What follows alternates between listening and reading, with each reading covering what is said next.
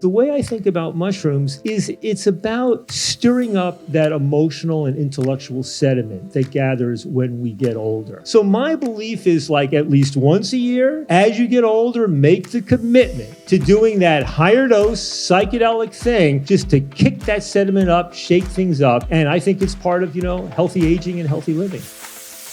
Welcome to the Multiverse, where we believe that mushrooms can actually change the world, and that if humans mirrored the magic and wisdom of the fungi kingdom, we would have a far more joyous and connected planet. Each week, we'll be meeting with thought leaders and experts to extract the best insights and stories across everything from functional fungi, psychedelic medicine, and so much more. Thanks for listening. Step into the multiverse with us.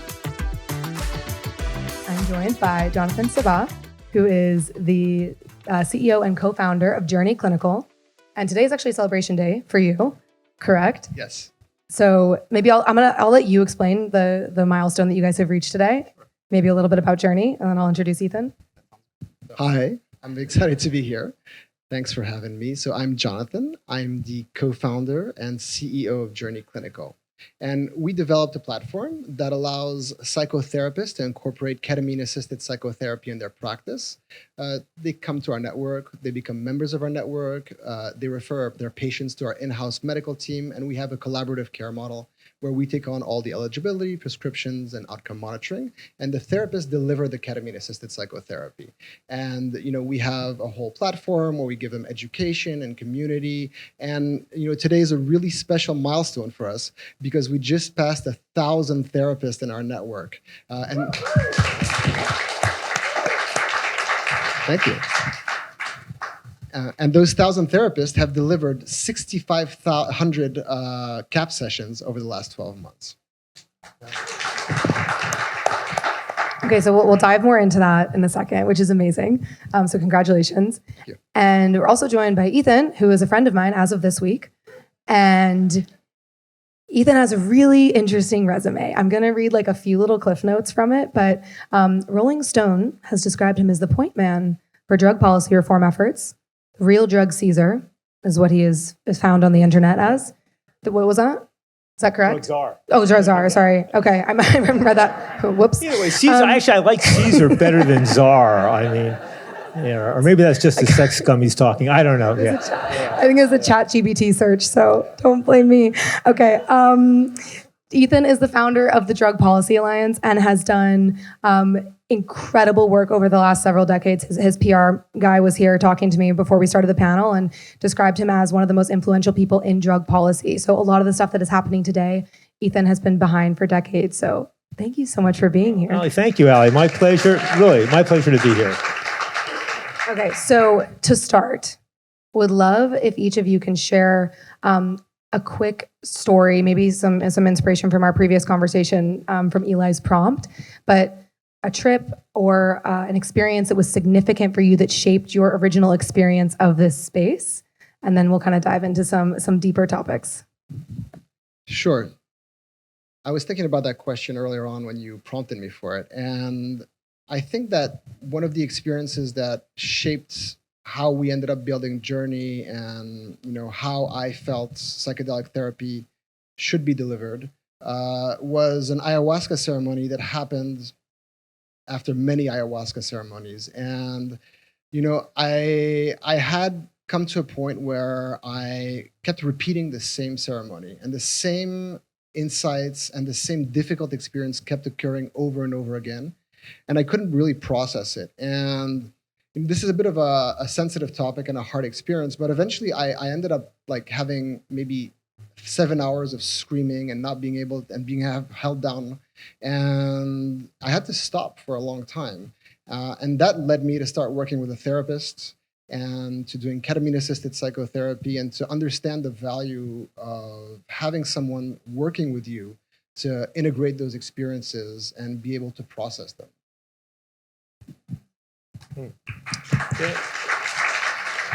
And I mean, I sometimes think that if I look at the dozens of times I've done mushrooms, and it's not many dozens, but it's dozens, I would say that in that period between the peaking and the coming down have really been the moments when I've seen the most amazing sunset. I've had the most amazing culinary experience. I've had the most explosive orgasm of my life. I have had some of the key intellectual insights because I used to be an academic. But also, I think the one that stands out for me as most life sort of determining was I had done mushrooms about 10 times when I was in my younger 20s. And I didn't do them for 7 years. I got married. My wife wasn't into it at the time. And then she and I, it was 1989, and I had the war on drugs at that point was raging. It was a crazy time in American history. It was like the McCarthyism on steroids. And I had started teaching at Princeton, and I'd suddenly had 15 minutes of fame as kind of the person, speaking out against the drug war and putting legalization, decriminalization on the table. How many of you know who Dr. Andrew Weil is? Does that name ring a bell? So Andy Weil is a very prominent thinker, wrote a great book, The Natural Mind, a great drug education book, Chocolate to Morphine. Really, and he's probably the leader in terms of integrative medicine today. And he had become a friend and a kind of mentor in a way. And he had a conference in Telluride called the Telluride Mushroom Conference, right, which would combine both, actually what we're doing here, back in the day, from the psychedelic side of things to all the other sides, with people like Paul Stamets and other, Gary Linkoff, the Audubon Guide to Wild Mushrooms, all these people talking.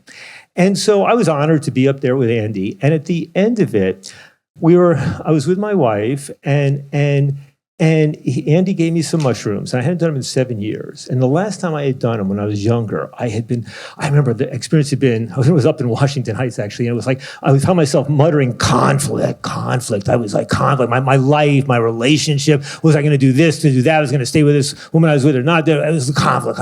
And 7 years later, no mushrooms, I take the mushrooms, and the same conflict starts coming up, conflict. And finally, this is in the sort of Telluride high school fields, right, on a Sunday in the summer, so it was deserted. And what I would sometimes do when the energy comes on really strong is just like start running, sprinting to get the energy moving through me because it feels like it's blocked. And it turned into this wonderful, beautiful experience. And if you've been to Telluride, the beautiful mountains and the vista. But what happened, it was on that experience where I wouldn't call it an epiphany, but I would call it a concretization, where I realized that my life was going to be committed to teaching about drugs and about drug policy and drug wars. And that it didn't make any difference whether I was going to stay in academia or whether I was going to become a journalist, an activist, whether a politician, whatever it was. But that was going to be my mission in life, and that would be a vehicle for really speaking to broader issues in our society. And, and I felt like it's all going to work itself out. And then one way or another, it all did. And I landed up spending decades sort of building a political movement to this. But that one day in the end of August, 1989, really was not transformative, but anchoring.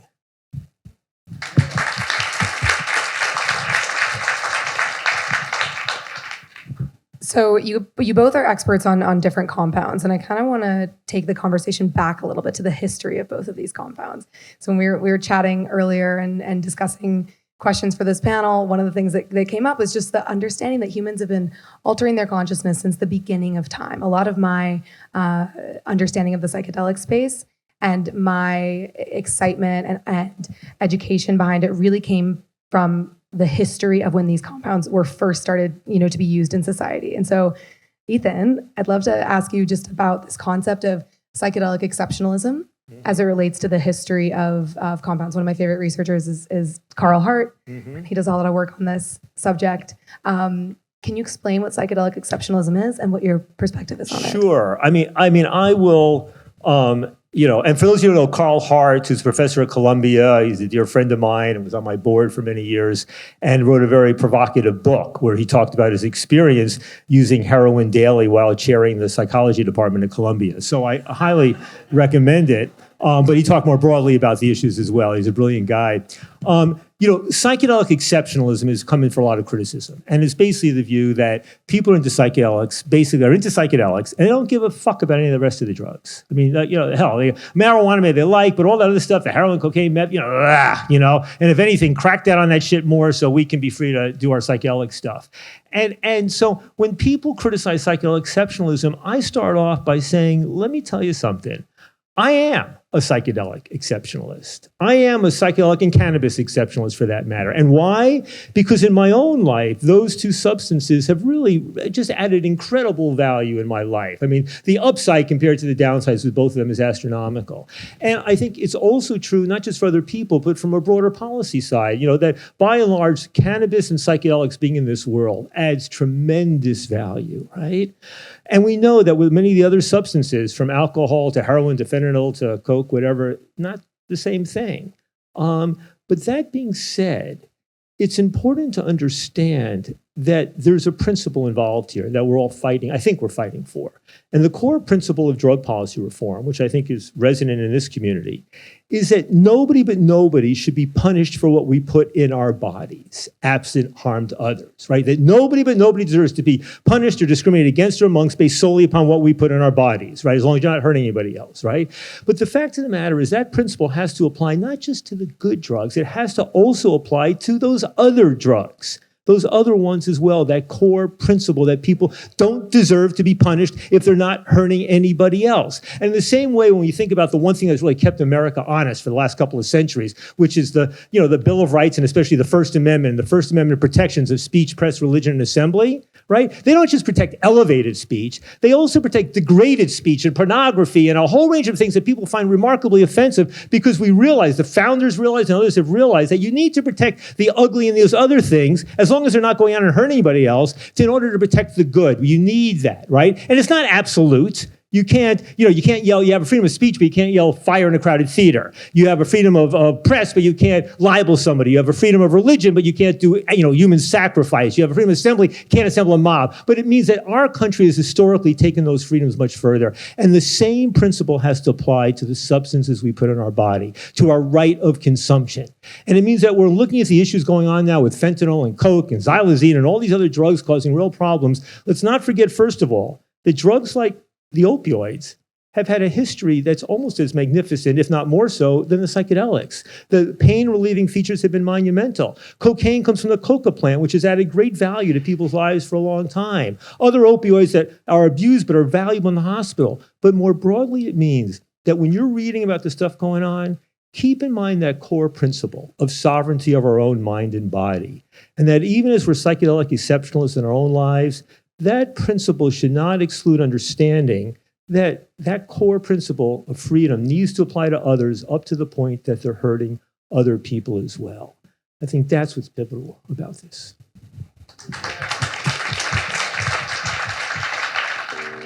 Hi guys, taking a brief second away from the show to tell you a little bit about our sponsor. Supermush is our brand inspired by the 60s and 70s that makes the most delicious and effective functional mushroom supplements.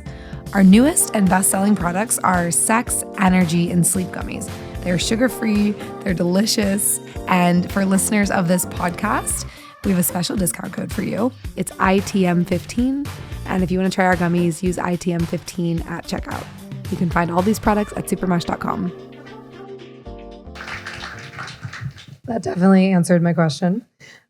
I made my mom encouraged my mom to read Carl Hart's book, which is called Drug Use for Grown-Ups, where it goes into each of these compounds. And she came out of reading that book after a long journey with psychedelics where she was open-minded to mushrooms, great experiences with mushrooms, but was very like, this is the only one, kind of in that psychedelic exceptionalism conversation, and came out of reading that book like, wow, I've been shaming all of these other substances.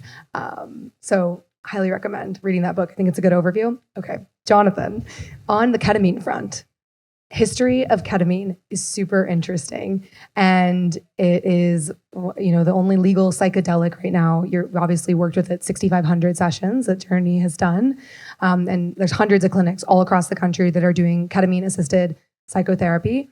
Would love if you could share a brief history of ketamine, how it affects the brain, and then we'll go from there.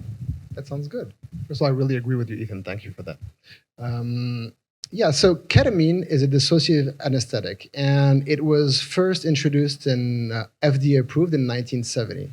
And, a lot of people know it as ketamine or K-holes or using in party, but really it's actually on the top 10 list of the WHO drugs to always be kept around. It's also often used in ERs to treat people with high suicidality. They'll give them an IM shot of ketamine. And actually, in 1990, a guy called Evgeny Krupitsky, it's hard to pronounce. You know? Of course you do. Started treating people with alcohol addiction with IM ketamine, and he developed a protocol where he would work with them to treat them with which is the 6-session protocol that was then introduced in the U.S. by his student Eli Kolb. And so, overall, it started to develop into more and more use of ketamine to treat anxiety and depression. So it started with more intravenous clinics. We're just giving ketamine to focus on the neurological effects of ketamine. And then they started to realize that people were having psychedelic experiences. And so you needed to introduce the notion of psychedelic-assisted psychotherapy to have therapists help people support preparation, dosing, and integration with these treatments. And so the way it works is that ketamine is actually an antagonist to the NMDA receptors in the brain. And those NMDA receptors receive a neurotransmitter called glutamate. And there's a theory called the glutamate theory of depression, where they say that if glutamate is poorly regulated in the central nervous system, it's a physiological cause of depression. And so when you cause an antagonism to a neuroreceptor, it acts like a lock and a key, and so it causes reabsorption of that neurotransmitter, and so that helps regulate glutamate in the central nervous system. It also increases neuroplasticity, so it creates a window of about 7 days of neuroplasticity. And so that allows for people to, like just other psychedelics, to work on their insides, create new neural pathways. And it's really fascinating, actually. If you look at someone who is traumatized or highly stressed, your neural pathways really tense up or reduce. And so when someone takes ketamine, the next day you can really see the new neural pathways start to form. Thank you for that. I want to dive into the topic of neuroplasticity. I talk about this a lot with my team and people that are in this world, specifically about consistent neuroplasticity. I'm a huge fan of microdosing. We started and support an organization called Microdosing Collective, where we're focused on microdosing policy and research and including that in the policy conversations. But in the vein of microdosing, it's all about consistent neuroplasticity. And when I was doing some research on Ethan on the internet, I found this quote in his podcast with Chelsea Handler, which I highly recommend you guys listen to. He has a great TED Talk and so many podcasts, but this one specifically I loved. And you said, I think about psychedelics the same way I think about Yom Kippur. And that psychedelics are wasted on the young. It's a good thing to come back to about one time a year. It's good for stirring up the emotional sediment and the psychological sediment. And I loved that. And I would love you to elaborate on it. Sure. And by the way, I did a podcast called Psychoactive. Did 80 episodes in 80 weeks. There's some cards in the back. It's still up. Just finished it some months ago. So I encourage you to listen to it. A lot of it's about psychedelics, but also covers the whole spectrum of drugs. But when I made that comment, it was Drug Policy Alliance, my organization, we would do a biennial conference of the entire movement. So everything from cannabis to psychedelics to opioids to harm reduction to U.S. to international, people from across the political spectrum, the drug use spectrum, the drug law spectrum, you name it. And this was a conference in L.A., I think, in 2009. So it was fairly early, and I had to sort of calibrate as a kind of public figure leader in this drug policy reform movement world, how and when I could speak publicly about these things. In the early drug war days, you had to be very discreet even about cannabis, then you could slowly open up. You'd have to talk about the past tense rather than the present tense. You'd find all sorts of, subjective, things in order to cover yourself. But it was at this conference, 2009, and I decided to come out for the first time in a big public audience. And that was the analogy I used. I grew up in a fairly traditional Jewish family. My dad was a rabbi. We were Sabbath observant. And Yom Kippur, as many of you know, is the one day, the holiest day of the Jewish year. It's the year of where you fast, no food or water for 25, 26 hours. And it can become a spiritual experience by the end of the day, even if you don't really like synagogue, when you're fasting that long and in a communal environment. And I thought, and that's the part of its beauty, right? Not just the community, but going through that sacrifice of not eating and having that altered state. And with mushrooms, the way I think about mushrooms is it's about stirring up that emotional and intellectual sediment that gathers when we get older. And marijuana can do that a bit, but I would sometimes think if you're walking through the woods in the fall, and if you kick, you'll see some leaves come up. But if you kick deeper, it's like you're digging up, you're popping up not just the leaves, but the sediment underneath it. And so my feeling was when you talk to a lot of young people, I'm talking about teenagers and others about their psychedelics, it's, oh man, the water was dripping off my skin and like that, And I mean, it's fun. Sometimes it can be scary for them, but it's not a kind of, I don't want to diss younger people, but I mean, they're not getting the most out of it, right? Whereas the problem is, and then what happens when people get older, I look at a lot of my friends, they go, oh yeah, I did that when I was younger, right? And yeah, I did that, been there. But in fact, what they're missing is that these things are these amazing emotional tools and spiritual and intellectual tools. And that as you get older, you get more and more invested emotionally and sometimes intellectually and psychologically in that sediment. You don't want to deal with the compromises you made, the things you made, the mistakes you made, the people you're, whatever. But kicking up that sediment and like doing it and making a commitment. So my belief is like at least once a year, as you get older, make the commitment to doing that higher dose psychedelic thing just to kick that sediment up, shake things up. And I think it's part of, healthy aging and healthy living.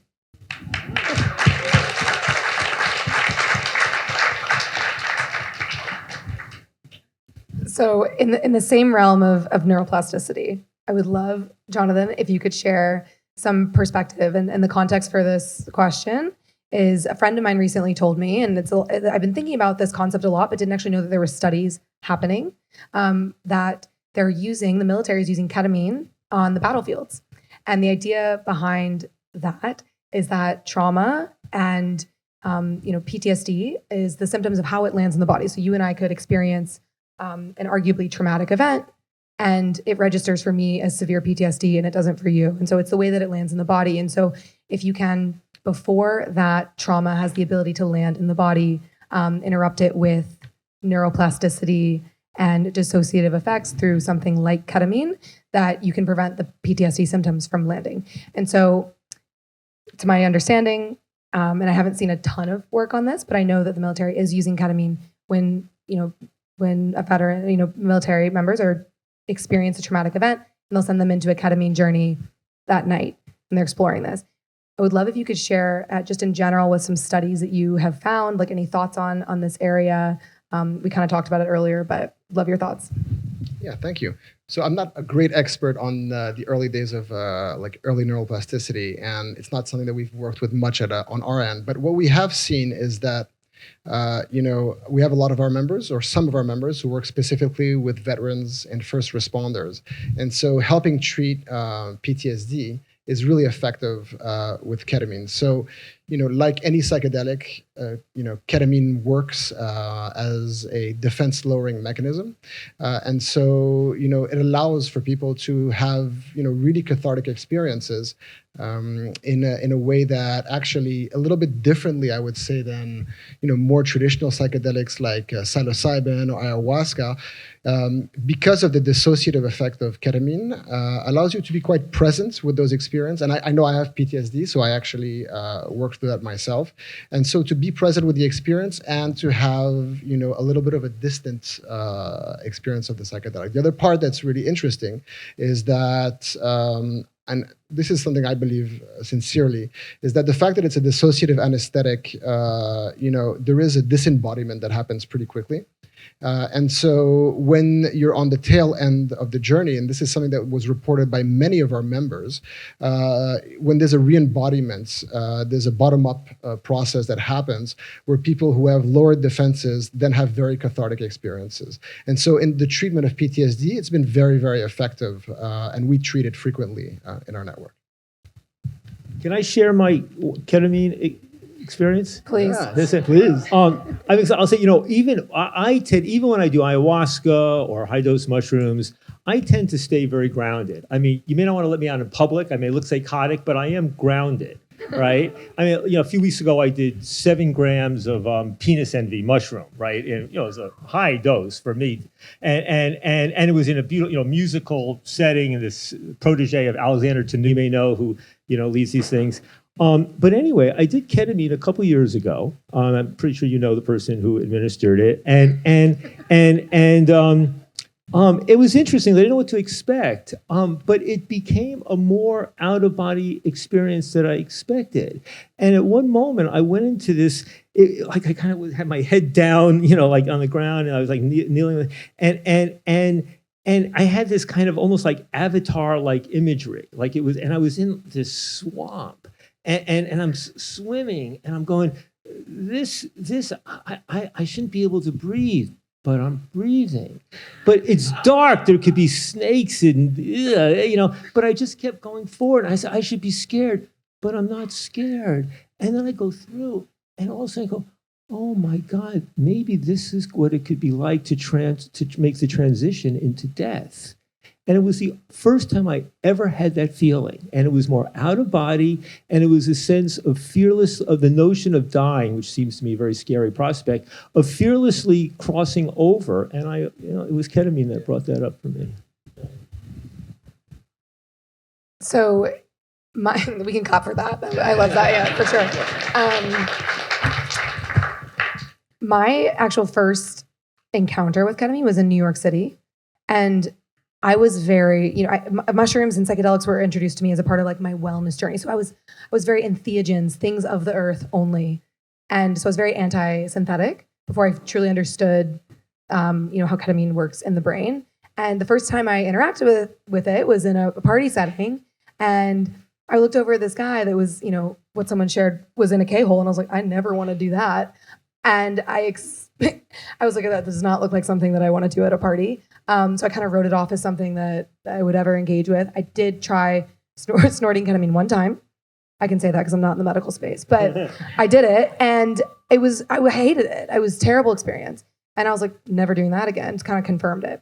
And I started to research about how ketamine impacts the brain and how it can create the same, it's actually very similar to psilocybin, how it creates new neural pathways. And there's a lot of similarities. And so I really dove into understanding it. And then I tried a ketamine lozenge for the first time. And it was a totally different drug. And ketamine has been such a huge part of my mental journey. I describe it as like being able to audit my life. So I've been able to engage with it in all these different kind of form factors. And I think that's also something really interesting is based on how you administer ketamine, it's a completely different experience. Drugs are very personal in general, how they work with someone's body, but specifically with ketamine, because it is the legal psychedelic that we're talking about here, would love if you can share the different ways that it can be administered, and the ones that you guys are currently working with, and maybe your favorite. Sure. So there's a variety of ways that ketamine can be administered, and so there is sublingual, there is intranasal, there is intramuscular and intravenous, and then I heard of some of our therapists that some people are doing it intrarectally, and apparently it's very effective. And so the main difference actually in those routes of administration is the bioavailability. That means how much ketamine you're absorbing in your body. And so, if you look at sublingual, you're looking at a bioavailability of roughly between 20 and 10%. If it's intranasal, you're roughly around 50%. Intramuscular is about 98%, and intravenous is about 100%. And rectally is 125. It's actually 50. It's 125. It's actually 50%. Yeah, it's 50%, and it's very fast acting. Yeah. We can talk about that later. Fans in the front row, if you want to know, up here. And so the other part that's very different, right, is with sublingual ketamine specifically. You're looking at about a 20-minute time frame for the drug to take full effect. Whereas if you're doing it intranasally or IM or IV or intrarectally, you're looking at about a 5-minute to get to a peak, which is a big difference in the experience. And so, me personally, I've done a lot of intramuscular ketamine. I actually did 370 milligrams of intramuscular ketamine, so that was a pretty large dose at some point. And I've done sublingual, and I found them both very effective. Different experiences, but in reality, if you're dosing up on, if you go on a higher dose, or and it usually depends, by the way, the way people are dosed, and we work with sublingual ketamine exclusively, is we start on a weight-based dose, and then we do a dose adjustment. And I was chatting with Gita Vaid of I don't know if you know her, and she had a theory that makes a lot of sense, I think, which is that people who have or highly traumatized have stronger defenses, and so they may need higher doses. And so you have to adjust the dose based on people's needs. And then something that I found, and that it's been my personal journey at least, is that after a while working through my trauma, I've needed less ketamine actually, and so my doses have started to go down because my defenses are lower and I'm a little more sensitive.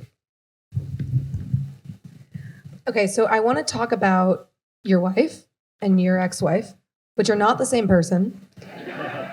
But when I was listening again to this podcast, Ethan, one of the things that you shared, I'm going to read it so I don't mess it up, is that using MDMA with your wife, you described as a softer landing to the closing of your guys' relationship. MDMA was, originally used widespread as a couples therapy drug. And I would love for both of you to speak on, again, different person, but your ex-wife, how that experience was, how psychedelics have played a part in romantic relationship. And then also you are building journey with your wife, who's here, Miriam, is here somewhere. Hi, honey. Amazing. Hi. And would also love to hear how psychedelics have played a part in your relationship, especially because you are working together. Maybe, Ethan, you want to go first? Yeah, sure. I mean, in my case, it was my first time doing MDMA in my early 30s, and my marriage was really not doing well, and we had a young daughter, and a friend gave us the MDMA, and we did it, and it was, as many of you know, we'd read this little book called Pathways to the Heart or something. It's a series of 50 little essays by people who've done MDMA experiences, a book that must have come out in the 80s. It was a great little introduction about what to expect. And it was this heart-opening, incredible, as many of you know, just amazing, and realizing how much we really love one another. And realizing that the drug would wear off, we actually had the discipline to kind of, do some things about how can we bring this experience back in coming days and weeks and months without using MDMA. So we would sit cross-legged and look, create a little ritual. And I remember, and it was very, very effective. I remember going to see our marriage counselor, and she had heard about MDMA, but was blown away at the transition. And it created this sense of optimism in our marriage. And we were able to extend that for a number of months. But then the old issue started bubbling up. And, 3 months later, we did it again. It had this brief response. And 3 months later, and I realized it wasn't, that was not going to save us. And, 5-6 months later, we split up. But I think, Alli, what it did was, having gone through that, it really helped us to a softer landing. It helped us to the realization that we sort of been meant to come together and bring up our little angel under separate, but under separate roofs, right? And it helped us to have a kind of model divorce for the last 30 years. And I think maybe that would have happened without MDMA, but MDMA softened the sides to it and made us appreciate the love was there, if we weren't going to stay together.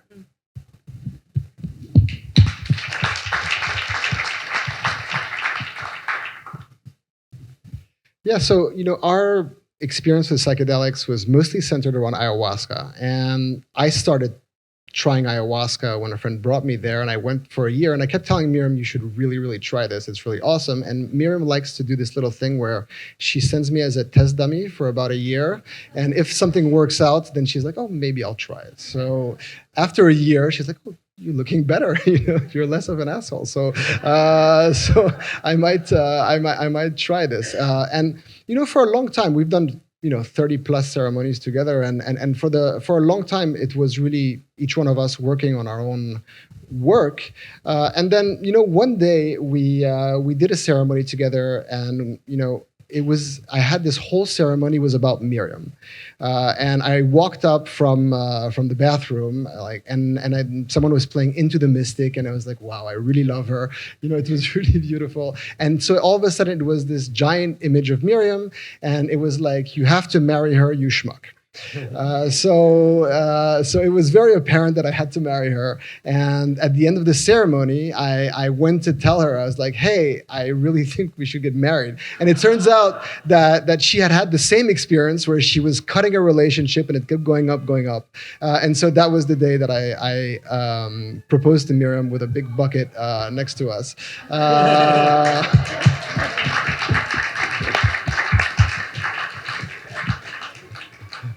And And so that was part of our experience. As to working together, it's super intense. We hated each other for 6 months, and we now have separate offices, which is the best thing in our life.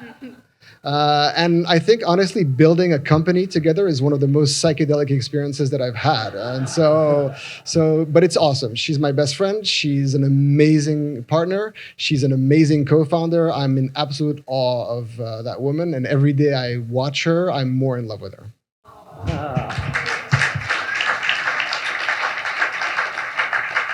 Okay, so at the end of every podcast episode that we do, we ask what the most important lesson you've learned from psychedelics is. So I'd love to ask both of you that question, and then we'll open it up for maybe 2 questions, and then we will be done talking. So Ethan, what is the most important lesson you've learned from psychedelics? Wow. I guess it's just the appreciation of, Andy Weil in his book, The Natural Mind, the sort of classic book, he says, any alteration of consciousness you achieve with psychedelics can be achieved without psychedelics as well, right? Through breath work, through meditation, through prayer, through fasting, whatever it might be. But psychedelics are, for better and worse, the quick, fast, and easy way to do that. And I think for me, what's been so valuable with a variety of these substances is just its ability to rapidly change the connections in my brain in ways that affect sometimes my body and my heart, and open up new vistas, new ways of thinking, new insights. And, it's a lot of them can fritter away, but some of them have had just really resonant value throughout my life. I think that's what it is. Yeah, I think for me it was, it came in an ayahuasca ceremony like last year or the year before. And ultimately I saw that, my family, the trauma that I was inflicted, the trauma that my parents suffered, and probably their parents before them, and all of them was just profound gratitude for all that, actually. Profound gratitude for everything that happened into the moments where I got to be me, and my life is amazing, and I'm amazing, and we're building something amazing. And I was just grateful for every single moment that led me to being exactly where I needed to be. And I think that's one of the most profound things that I've learned with psychedelics.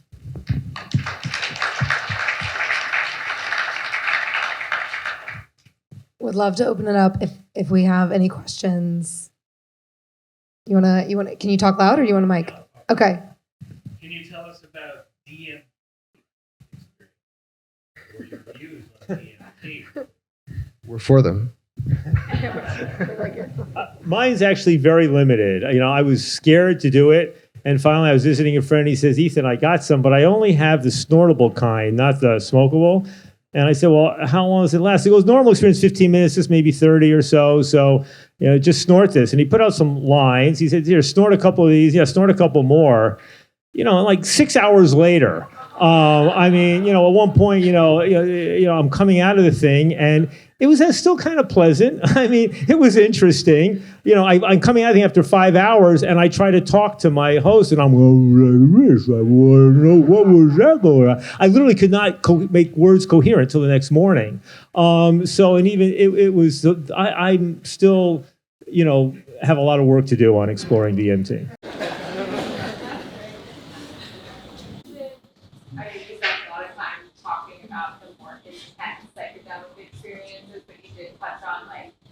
Neuroplasticity and things that you can do on a daily basis. So it's just interested on your perspective between, like you said, picking up the leaves once a year, and then ways to integrate and get into the flow state more easily in our daily lives.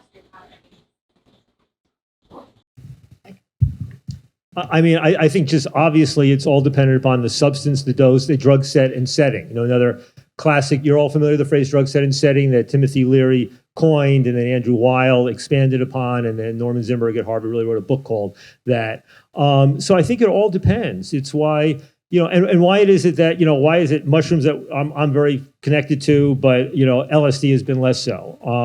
MDMA obviously has its particular properties, and ketamine its particular ones. And now, something I know that Alli wanted to bring up that I'm no expert on, but it's the one of combining substances.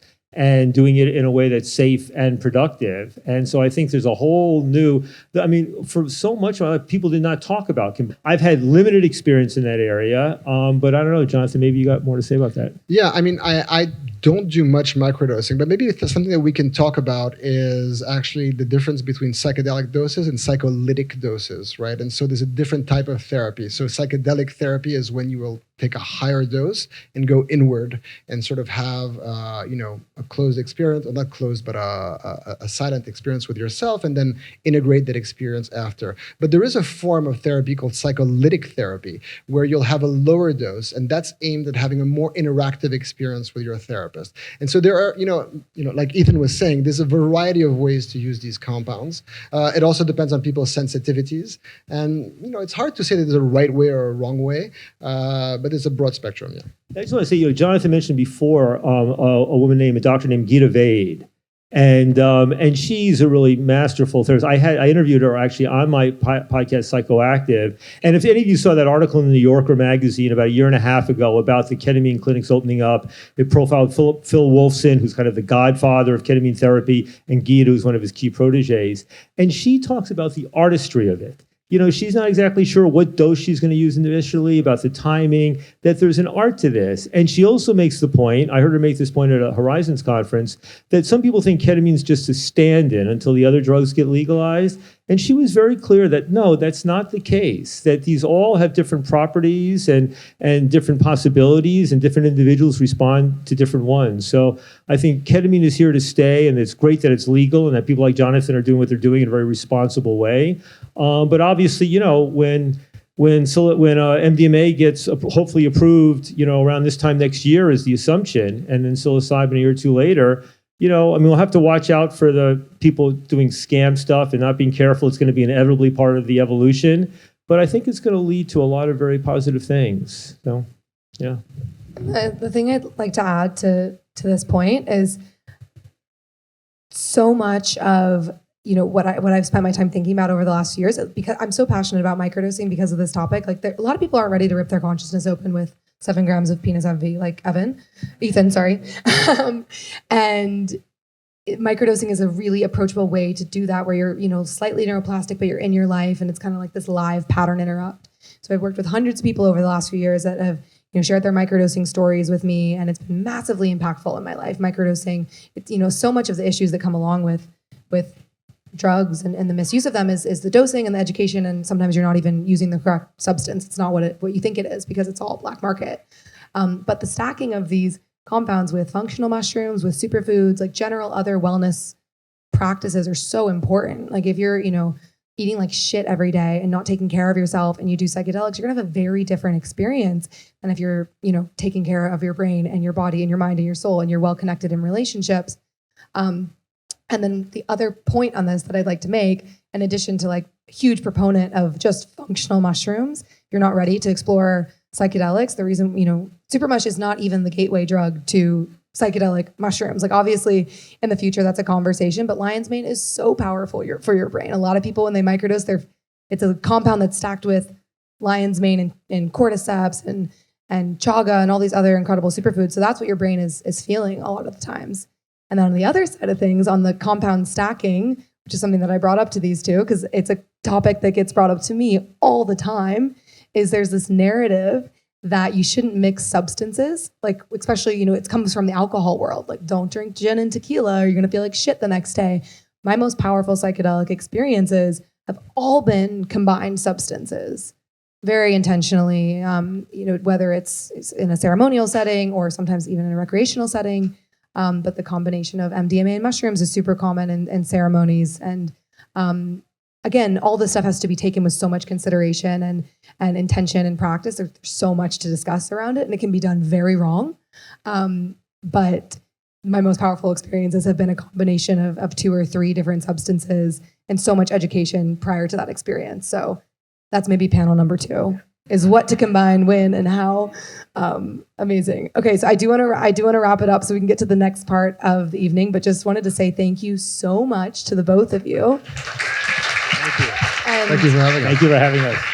And this is going to be a live recording of our podcast, Into the Multiverse. So If you want to send it to a friend that you may find it interesting, we'll put it up. It'll be on all listening platforms. And just wanted to say a few final thank yous to the whole team that came into town from LA and other places for Supermush. There's 9 of us here, so I won't name all of them, but just thank you guys so much. It's been a crazy week. We've had 6 events this week. This is our closing party. We're really ready to be off duty. So come hang with us tonight. We're off duty. And just wanted to say thank you again to Radha and Eli and the whole team at Secret Soho. Daybreaker and Radha and Eli have been huge inspirations to us. We do a ton of community events at Supermush. So you guys are huge inspos to us in the way that you build your brand, and we love you and we're so grateful. And yeah, let's have a really good time. We're so excited. Thanks for listening to us, guys. Thanks for diving into the multiverse with us. If you're interested in being a featured guest on the show, sponsorship, partnership, or you're just mushroom curious, we're always looking to expand our mycelium network. Be sure to follow us on Instagram at Into the Multiverse, where you can find clips from this podcast, psychedelic legalization news, events that we're doing, and so much more. We've also created our own in-house consumer lifestyle brand called Supermush. We make mushroom mouth sprays. We make a whole line of mushroom streetwear. You can find it on Instagram at Supermush or online at supermush.com. We'll see you next week. Much love.